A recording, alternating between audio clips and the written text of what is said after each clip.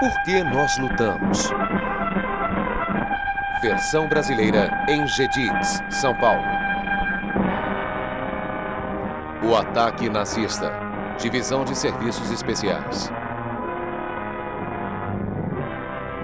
Produzido pelo Departamento de Guerra, Divisão de Serviços Especiais, com a cooperação de The Signal Corps.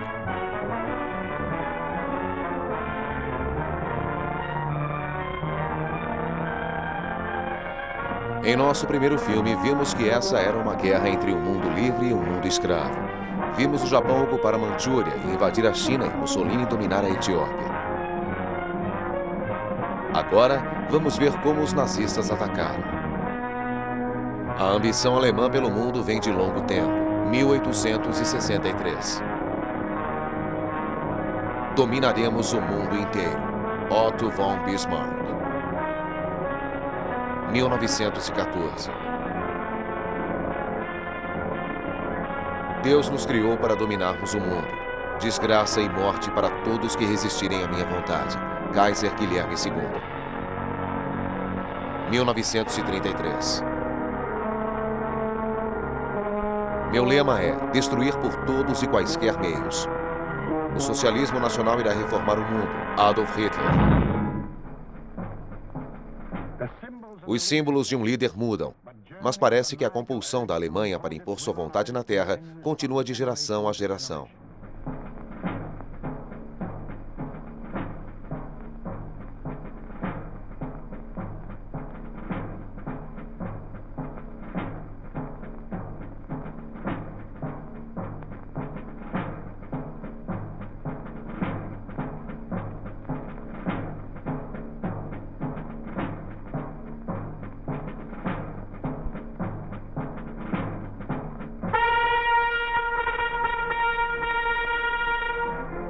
Nos últimos 75 anos, este homem custou ao mundo mais de 20 milhões de mortos, mais de 60 milhões de feridos, mais de 200 milhões de casas. Isso não inclui os incontáveis milhões que morreram de doenças por causa da guerra, ou os bilhões e bilhões de dólares em propriedades destruídas.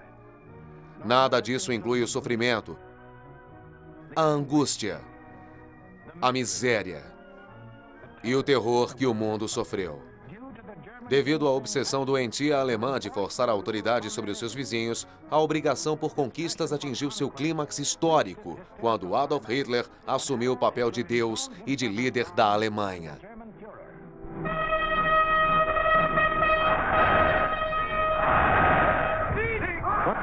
Que sonhos fantásticos sonhou esse homem desumano enquanto permanecia em Nuremberg, observando os seus seguidores? As calamidades e a escravidão da Idade Média se estenderam pelo mundo. Das vastidões da Mongólia veio um poderoso exército de forças bárbaras liderado por Gengis Khan. Queimando, roubando, saqueando, a horda de bárbaros devastou através da Ásia e da Europa Oriental. Gengis Khan conquistou a maior parte do mundo no século XIII. Adolf Hitler estava determinado a superá-lo, conquistando o mundo inteiro no século XX. Fundado em Munique, havia um instituto dedicado à quase desconhecida ciência da geopolítica. Eles desenvolveram o melhor controle militar da época. O líder em geopolítica da Alemanha e mentor do instituto era um general reformado, Karl Harshofer. Aqui foi reunida mais informação sobre sua cidade natal do que você mesmo sabe. Para os geopolíticos alemães, o mundo não era feito de homens, mulheres e crianças que vivem, amam e sonham com dias melhores. É feito apenas de dois elementos: matéria-prima e trabalho. A tarefa dos geopolíticos era transformar a ambição de Hitler de controlar esses elementos em uma dura e fria realidade. Nesse mapa, o planeta está basicamente dividido em terra e água. A água constitui 3/4 da superfície da Terra. O solo, apenas 1/4. É neste 1/4 da superfície da Terra que está a riqueza do mundo, com todos os seus recursos naturais.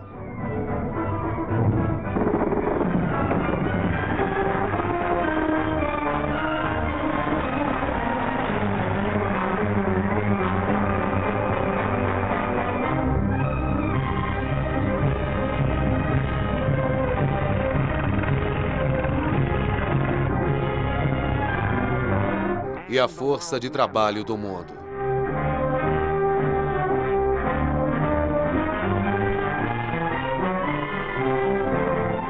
Controle o solo e você controlará o mundo. Essa era a teoria de Hitler. Os geopolíticos partiram todo esse importante solo em duas áreas. Uma era o hemisfério ocidental, a qual, junto com a Austrália, ficou conhecida como a Ilha do Mundo, incluindo o Japão, totalizava 1/3 da área terrestre. A outra área, constituída pela Europa, Ásia e África, totaliza os outros 2/3.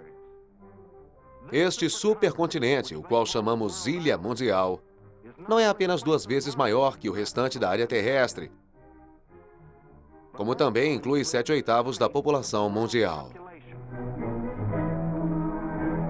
O coração dessa ilha mundial é composto pela Europa Oriental e uma grande parte da Ásia. Essa área é chamada de Área Central, a qual, junto com outras regiões, era o antigo império de Gengis Khan. O plano de Hitler para a conquista do mundo, passo a passo, pode ser resumido deste modo. Conquiste a Europa Oriental e você dominará a Área Central. Conquiste a Área Central e você dominará a Ilha Mundial. Conquiste a Ilha Mundial e você dominará o mundo. Esse era o sonho na mente de Hitler enquanto ele esteve em Nuremberg.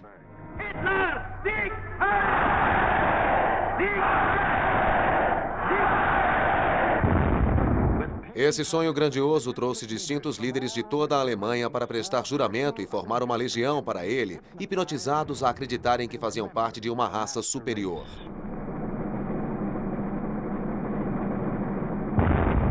Este filme foi o primeiro ato do sonho nazista de poder mundial, a mais fantástica peça já registrada pela história.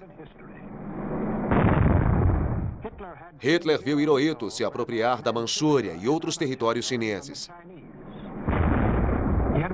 Observou como Mussolini escapou do estupro da Etiópia. Ele via o mundo democrático de outra maneira, enquanto suas delegações prosseguiam legalmente. E sorria por acumular ações para garantir a paz. A única arma que ele poderia temer havia se quebrado. Agora era a hora para os nazistas cruzarem as fronteiras. Era a hora de Hitler colocar o seu plano em ação. E o que ele estava esperando? Ele aguardava para impingir mais sofrimento às suas vítimas e mantê-las desunidas. Desmoralize o inimigo interiormente pela surpresa, terror, sabotagem e assassinato. Esta é a guerra do futuro, Hitler. Para executar esse método de sofrimento, ele enviou seus agentes para todas as partes do mundo, disfarçados como turistas, estudantes e negociantes. Mercenários como Ribbentrop também vieram para subornar, ameaçar e criar partidos socialistas locais, tais como The Girl e o Hatchets, na Bélgica, e terminando na Tchecoslováquia, dividindo-se em 4, e ainda seu socialismo nacional na Áustria. Na Grã-Bretanha, Sir Oswald Mosley se apresentou ao povo como se fosse um Hitler, incluindo o forte sotaque. Em nosso mundo, alguém já disse que Hitler é um louco. Pessoalmente, tenho outro ponto de vista. Até o dia em que eles facilitaram a verdadeira visão de Hitler, esta agressiva organização fascista provocou tumultos e revoltas, transformando visões como esta em fatos.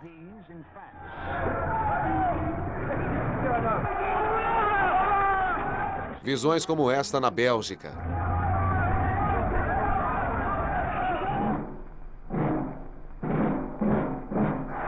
E de onde você pensa que é esta visão? Diretamente do Madison Square Garden, Estados Unidos. E este é Fritz Kammel, líder da juventude germano-americana, escondendo-se atrás da bandeira americana, mas recebendo ordens de Berlim e copiando os métodos de Berlim. Esse era o método de sofrimento fora da Alemanha. Mas, dentro da Alemanha, a história era diferente. Aqui, dentro do máximo segredo, o processo de construção e consolidação do exército de Hitler seguia nas suas indústrias.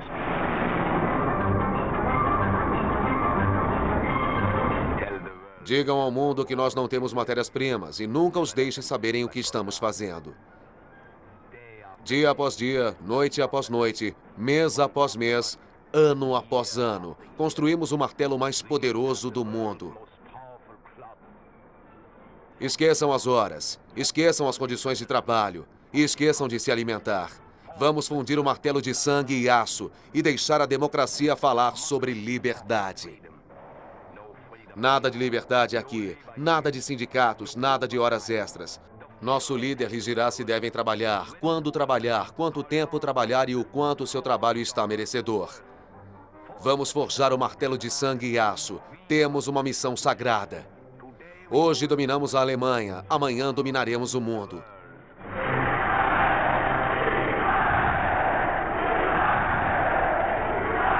Se você não gosta disso, você não come. Ou você sumirá em algum campo de concentração. Ou recebe isso. E esse é o homem que o dará a você. Himmler.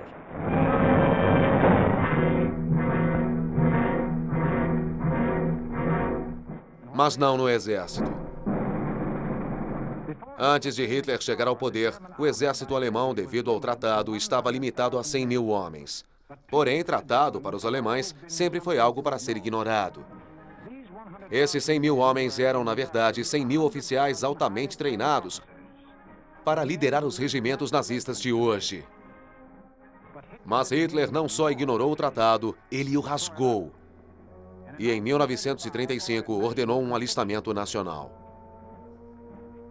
Simultaneamente, ordenou a juventude alemã a se ocuparem com atividades aéreas. Planadores de brinquedo voavam pelos ares.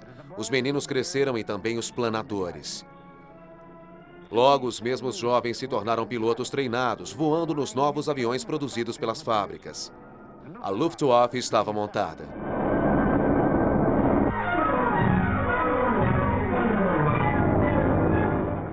A única coisa velha neste novo exército era o passo de ganso. E nem mesmo Hitler poderia aprimorar esta antiga forma de tortura germânica, desenvolvida para fazer os homens pararem de pensar e obedecerem cegamente. O passo de ganso ainda mantém o sentido de comando para aqueles que usam armas. Tudo mais era novo.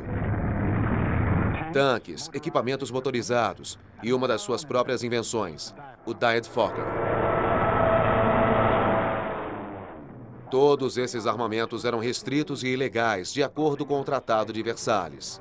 O próximo passo ilegal de Hitler foi fazer suas tropas marcharem em direção a Rhineland, uma faixa de terra entre a França e a Alemanha, desmilitarizada após a Primeira Guerra como precaução contra uma futura agressão alemã. Porém, o plano de Hitler para a conquista do leste exigia uma barreira contra a ação democrática a oeste. Portanto, Hitler remilitarizou a Rhineland e iniciou a construção da formidável linha Sentinela, uma cadeia de fortes e defesas com 450 milhas de extensão e, em alguns lugares, 30 milhas de largura.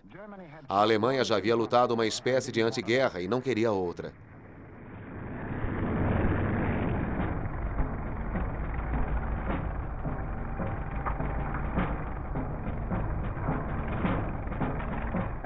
Algo como 500 mil homens ou mais trabalharam 20 horas por dia para construir 40 mil postos terrestres, onde, pelo tratado, nenhum soldado alemão poderia pôr os pés.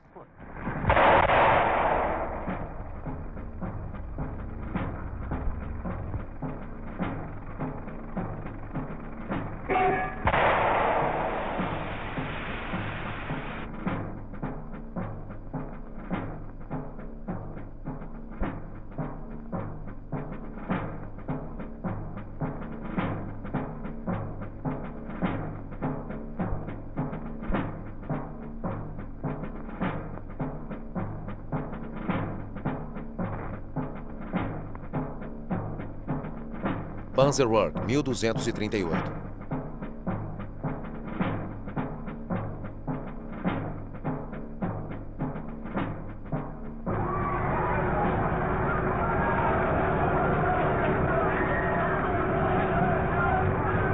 Hitler tinha sua linha Sentinela, tinha seu equipamento, tinha seu exército, prontos para submeter à vontade dos alemães e aterrorizá-los como vítimas à submissão. Diversos passos foram dados em todo o mundo e eram aguardados para serem relatados pelos adidos militares. Este seria um mundo pacífico se aquele vasto poder material não tivesse se materializado praticamente de lugar nenhum. Um poder acumulado por um único homem que pisava na misericórdia, como se não se importasse com ela. Estou disposto a assinar qualquer coisa, farei qualquer coisa para facilitar o sucesso da minha política. Hitler em entrevista em outubro de 1933. Satisfeito de ter criado o verdadeiro sentido de medo no mundo, agora o líder nazista estava pronto para atacar. A hora havia chegado. De acordo com os planos dos geopolíticos de Hitler, era hora de parar a conquista do leste europeu. Era hora de conquistar o domínio da área central. Quem seria a primeira vítima de tal Deus? Naturalmente a mais frágil, a Áustria. Presos a um só mapa, não haveria um mundo contra isso. E em 12 de março, sem qualquer aviso, marcharam sobre a fronteira austríaca.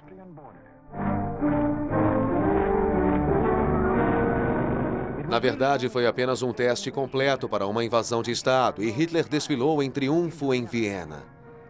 Até mesmo o próprio nome da Áustria sumiu do mapa, apesar de, anteriormente, Hitler ter prometido ao mundo. A afirmação que a intenção do Reich alemão coagir o Estado da Áustria é um absurdo. Adolf Hitler, 30 de janeiro de 1934. Por que a Áustria era importante para Hitler? Porque o colocaria num flanco imprevisível da Tchecoslováquia. E a Tchecoslováquia era a chave para controlar a Europa Oriental. Bismarck, o chanceler alemão, anos antes já havia explicado isso quando disse: "Nós conquistaremos a Europa, mas primeiro possuiremos os baluartes da Boêmia." E a Boêmia era parte da Tchecoslováquia. Mas a Tchecoslováquia era mais difícil. Tinha um bom exército, bom equipamento e tinha uma das melhores fábricas de munição do mundo, a indústria Skoda, a qual Hitler desejava ardentemente. Tinha o incorruptível presidente Beneš. E ainda tinha uma aliança militar com a França. E a França tinha uma aliança militar com a Grã-Bretanha. Hitler teria que se mover cuidadosamente e encontrar as desculpas para tomar a Tchecoslováquia, pedaço por pedaço. E ele encontrou essas desculpas nas terras das Sudetas, a parte da Tchecoslováquia fronteiriça à Alemanha. Aqui viviam algumas pessoas de origem alemã, embora jamais tenham feito parte da Alemanha. Mas essa foi uma dica para Hitler. Ignorando completamente o fato de que a maioria das pessoas não deixaria a Alemanha e não dava importância para as coisas como Hitler, ele modificou o seu padrão nesse caso. E cada pessoa com sangue alemão, não importando onde estivesse, pertenceria ao Reich nazista. Alemães ou descendentes de alemães, frequentemente com não mais do que uma gota de sangue alemão em suas veias, repentinamente aprenderam que eles eram como deuses e não estavam mais sujeitos às leis da terra, onde viviam e onde eram devotos de suas religiões, fosse na Tchecoslováquia, Noruega, Suécia, China, Estados Unidos ou Timbuktu. De acordo com os nazistas, os alemães eram criaturas especiais e permaneceriam alemães para sempre, até a 6ª e 7ª gerações, e recebendo ordens de Berlim. Algumas pessoas que conhecemos e que são descendentes de alemães acham que isso é muita gente. Admirais Chester Nimitz, Tenente-General Walter Kruger, Senador Robert Wagner, Wendell Wilk, Henry L. Kaiser, incluindo 15% de qualquer grupo como esse.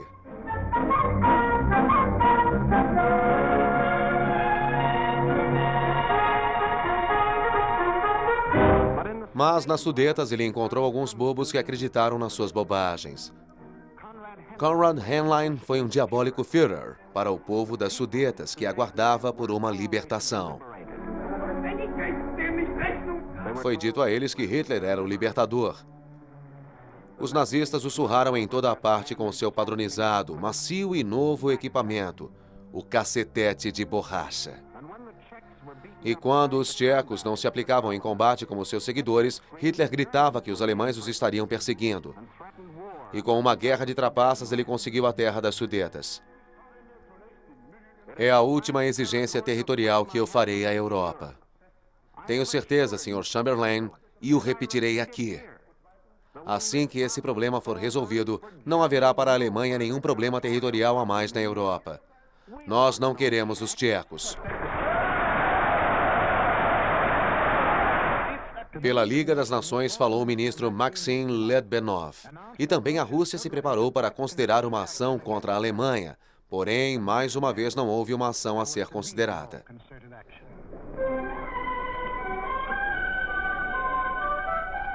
E os tchecos se mobilizaram para as proximidades de suas fronteiras. Os líderes da França e Grã-Bretanha, desesperadamente preocupados em evitar uma guerra, voaram para encontrar os líderes da Alemanha nazista em Munique. Em 29 de setembro, em resposta ao voto de paz garantido por Hitler, Chamberlain e Daladier convenceram a Tchecoslováquia a ceder as Sudetas sem luta. Na Tchecoslováquia, o Pacto de Munique foi recebido por tumultos de protesto.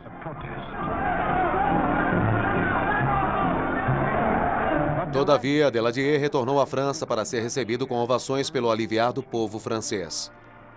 E na Grã-Bretanha, voltou num desfile, como se ele tivesse conseguido a paz. Paz em nosso tempo. Um dos mais trágicos e irônicos cercos de toda a história. Esta manhã eu tive uma outra conversa com o chanceler alemão Herr Hitler. E aqui está o papel que leva o seu nome, sobre onde está o meu.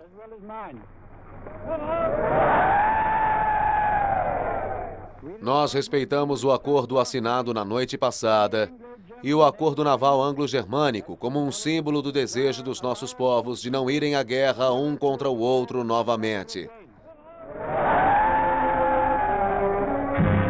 Paz em nosso tempo. Paz não era paz. Os nazistas tinham colocado aproximadamente mais 3 milhões de almas sob a bandeira alemã e, tomando as terras das Sudetas, eles tornaram a Tchecoslováquia indefensável. 4 eram as defesas naturais que se entendiam nesse território: os Martin Rangers e uma linha de fortificações de defesa considerada ainda mais forte que a linha Maginot. Porém, sem as fortificações pacíficas, a Tchecoslováquia estava desarmada. Era uma fruta madura pronta para cair nas mãos de Hitler. Dentro de 6 meses, após essa declaração de que ele não queria mais nenhum território em lugar nenhum, ele violou o Acordo de Munique, ocupando e tomando todo o Estado tcheco. E agora ele tinha comentários específicos. Eu não tenho qualquer outro interesse no Estado da Tchecoslováquia, isso é certo. Não queremos nenhum tcheco. Adolf Hitler, 26 de setembro de 1938. Áustria e Tchecoslováquia se foram sem uma luta. E Hitler estava obtendo o seu controle sobre o leste europeu. Polônia seria a próxima vítima. O cansaço deste senhor é único, mas não era novo e não poderia haver paz em nossa época. Se qualquer tentativa for feita para mudar a situação, por força de certa forma, a independência estará comprometida por eles, que há décadas buscam alcançar a integração na qual este país está envolvido. Porém, após esse sucesso em Munique, Hitler estava certo de que a França e a Grã-Bretanha não lutariam. Isso é o que um de seus porta-vozes disse. A democracia não tem nenhum argumento pelo qual o povo possa querer pôr em risco a sua vida, Dr. Ernst Hemtzengel. Mas e quanto aos russos? As luzes começaram a acender todas as noites em Moscou. Missões militares britânicas e francesas chegavam para conferenciar com o governo soviético e também com os representantes da Alemanha. Em 21 de agosto de 1939, o mundo ficou apreensivo pelo tratado assinado entre os russos e alemães, através do qual eles concordavam em não lutar um com o outro. Aqui estão os assumidos arqui-inimigos em estado de aparente camaradagem. Parecia fantástico demais para fazer sentido. E não fazia. Os alemães tinham a esperança de conduzir a Rússia a um falso senso de segurança.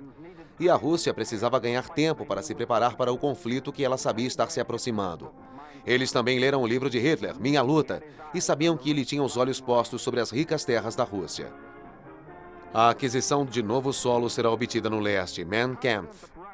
Confiantes de que a Rússia estava seguramente posta de lado e de que a democracia não lutaria, os nazistas começaram a cantarolar sua música preferida. aquela que diz que qualquer pessoa de sangue alemão pertencia a eles. E tomar Danzig não era o mesmo que sequestrar a Polônia. Danzig era uma cidade livre, autogovernada, sob a Liga das Nações e com um importante porto marítimo no topo do corredor polonês, o acesso da Polônia para o mar. O mesmo velho método de sofrimento entrou em ação também aqui. Instrutores locais, armados pelos alemães, começaram a aterrorizar a cidade. Hitler exigia Danzig no corredor polonês, senão... Poloneses lutarão por Danzig.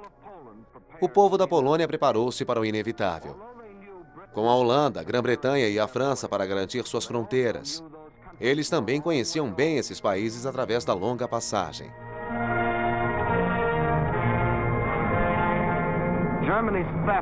A tomada da Tchecoslováquia pela Alemanha tornou ainda pior a posição estratégica da Polônia. Exceto pelos Montes Cárpatos, a Polônia era relativamente plana. O rio Vístula é o Mississippi da Polônia, largo, barrento e sem possibilidade de travessia na maior parte de sua extensão. Seus afluentes provocam uma formidável correnteza durante certas estações. Mas houve uma seca e a vazão do rio ficou tão baixa durante a campanha que ele se tornou atravessável, praticamente em qualquer ponto, por homens, caminhões e tanques.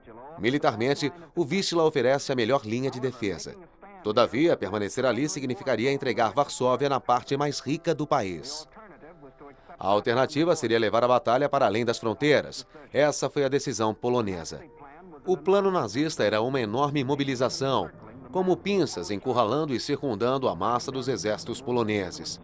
Um movimento de pinça secundário seria para cercar alguns agrupamentos poloneses que tivessem escapado do ataque inicial. Durante as 2 últimas semanas de agosto, o exército alemão dirigiu-se às fronteiras polonesas, onde assentaram 70 divisões, muitas delas blindadas. Do ponto de vista militar, os poloneses foram violentamente agredidos pelo seu vizinho predador.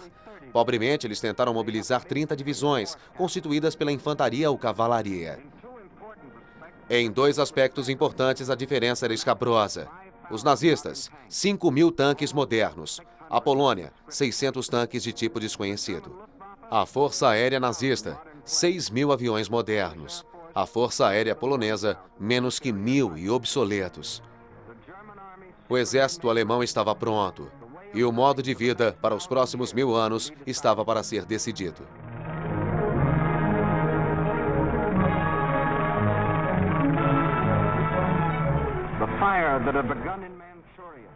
O fogo que começou na Manchúria e se espalhou através da China, Etiópia e Espanha, agora queimaria ao redor do mundo.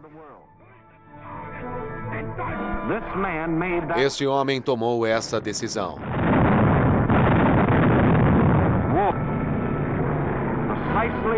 Na alvorada de 1º de setembro de 1939, sem aviso, a Wehrmacht alemã rompeu a fronteira polonesa. O centro da invasão já avançara durante 30 minutos e os aviões da Luftwaffe voavam sobre a Polônia, varrendo a Força Aérea Polonesa, a qual em sua maior parte rolava como pedras ao solo.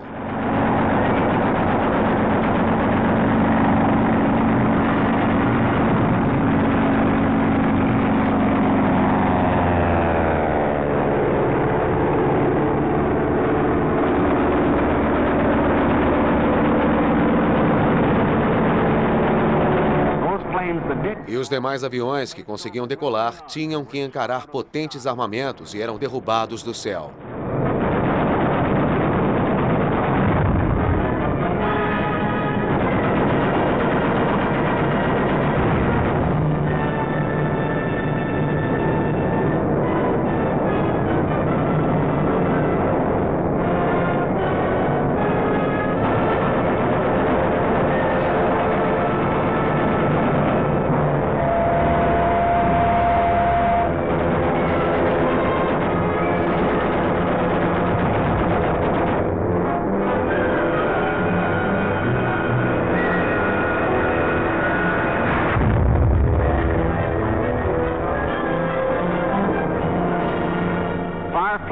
Cinco esquadrões aéreos nazistas, voando ao alcance da visão, destruíram as comunicações, estações de rádio, usinas de força, estradas, pontes e ferrovias.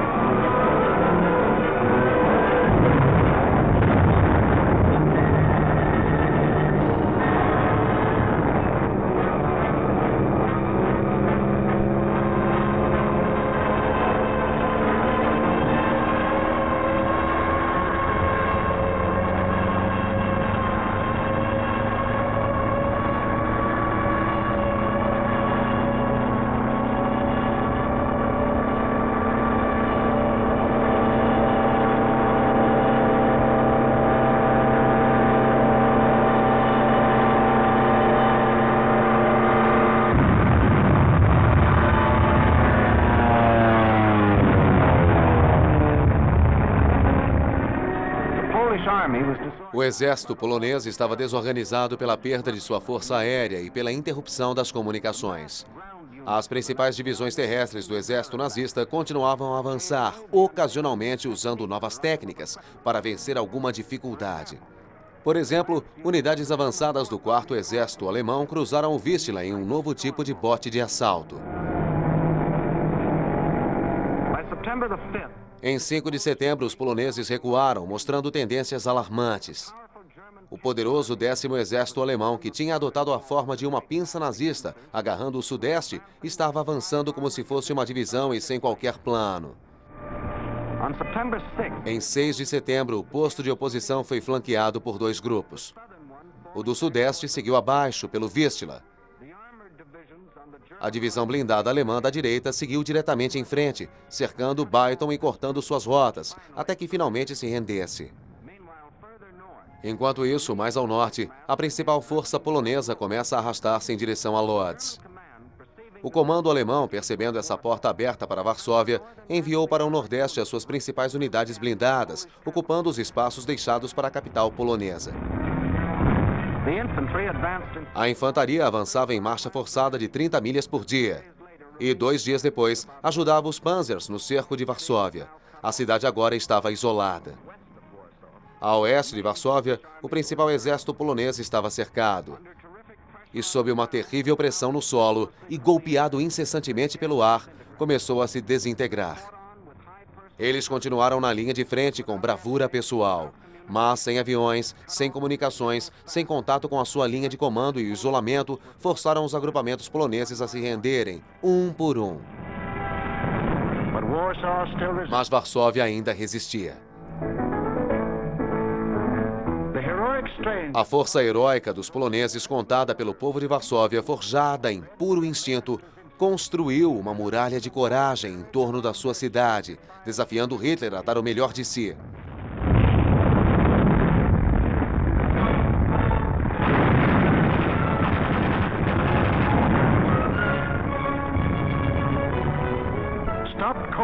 Detidos pela desesperada resistência da cidade, os nazistas foram forçados a enviar sua artilharia pesada. O único local onde havia tal artilharia estava na frente oeste da Alemanha. Porém, secretamente, 2 grandes canhões Howitzers foram enviados em alta velocidade através das autoestradas, que Hitler havia construído exatamente para tais propósitos, e se posicionaram ao redor de Varsóvia. Os canhões imensos sujeitaram a cidade a um bombardeio incrivelmente furioso. Seu fogo foi concentrado nas áreas residenciais densamente povoadas.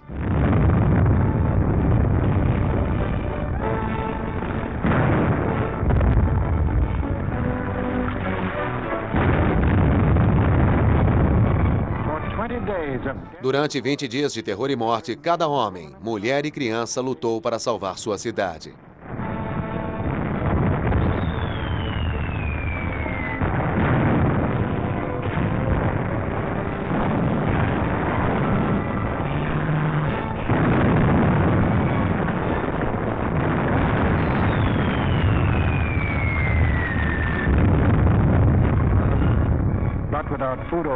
Mas sem água ou comida, as pessoas se enfraquecem. Em 27 de setembro, a força dos poloneses morreu com a rádio de Varsóvia e a capital polonesa foi forçada a desistir.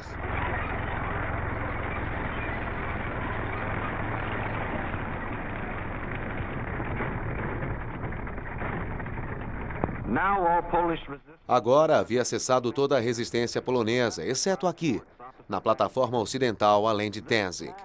Essa pequena ilha estava perturbando os nazistas e suportou o fogo dos navios de guerra da Alemanha desde o primeiro dia. Seus canhões silenciaram e suas fortificações foram demolidas. E ainda assim, recusavam a se render, mesmo sob o fogo a queima-roupa de 80 jardas. Foi uma exibição da coragem polonesa para ser lembrada pela história, mas militarmente sem qualquer proveito. Em 1º de outubro, a guarnição polonesa se rendeu. Rendição para encarar o destino desses homens, prisioneiros poloneses a caminho dos campos de prisioneiros nazistas, para uma eventual exterminação. A superior raça nazista lembrava que eles eram parte da chamada raça inferior a ser exterminada. Então, aldeia após aldeia, os juízes locais entregavam os vizinhos ainda leais aos poloneses.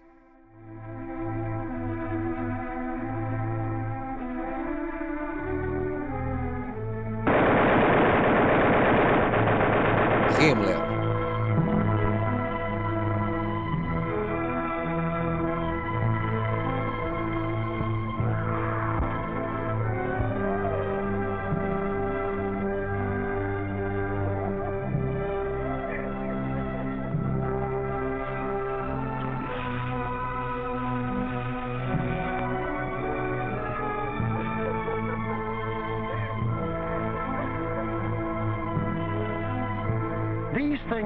Esses fatos jamais serão esquecidos pelos poloneses, incluindo uma outra famosa promessa de Hitler. A Alemanha assinou um pacto de não agressão com a Polônia. Iremos aderir a ele incondicionalmente. O mundo agora sabia que aquele pacto de não agressão de Hitler foi um beijo da morte.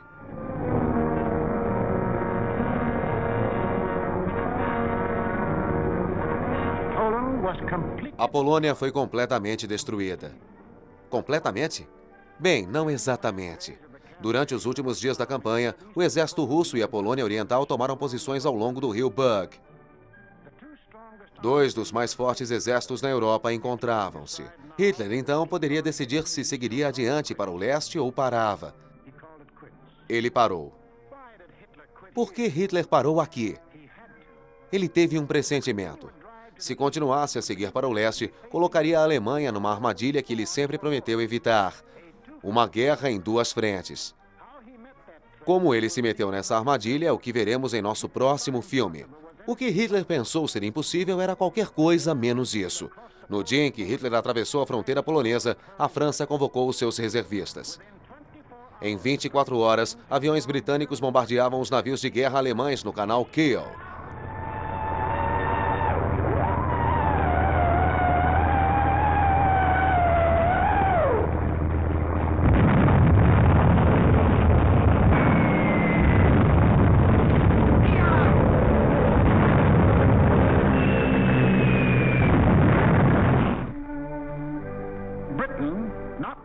A Grã-Bretanha, não apenas o governo britânico, mas o povo britânico, tinha declarado guerra. Guerra a Hitler e a tudo o que ele representava.